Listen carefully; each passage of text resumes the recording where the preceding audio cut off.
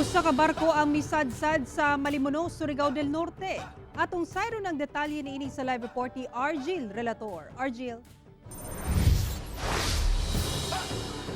Sara, upat ka mga tripulante ang patay, 7 ang naluwas. Samtang sampa ang ginapangita human ni sadsa ng LCT Cebu Great Ocean sa baybayon sa Malimono, Surigao del Norte.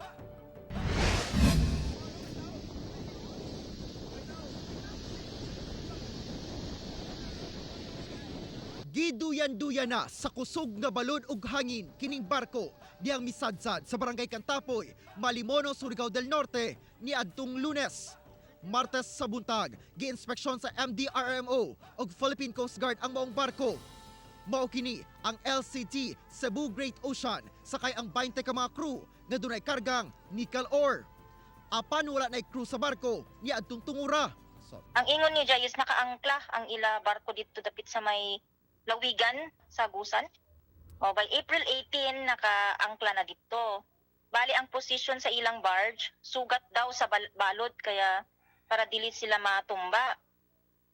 Karon pagkabugto sa isa kaangkla, diha na sila na alarma kay ang barko madala na sa balod.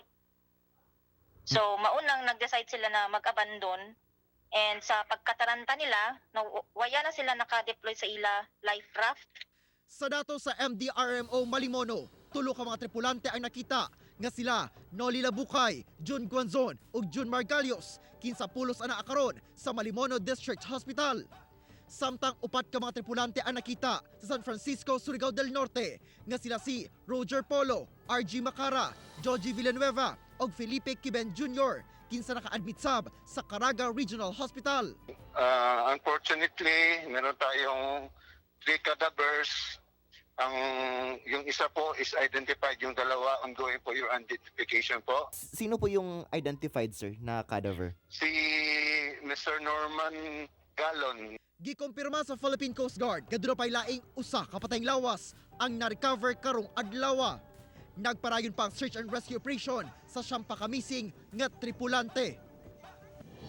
Para alang sa mga kabanay sa mga crew nga sakay sa LCT Cebu Great Ocean, mamahimong makig-coordinate sa MDRMO Malimono o San Francisco, Surigao del Norte alang sa kahimtang sa mga ka-survive ingon man sa pagpahiluna sa mga na-recover nga patayng lawas. Sara. Okay, daghang salamat, Argil Relator.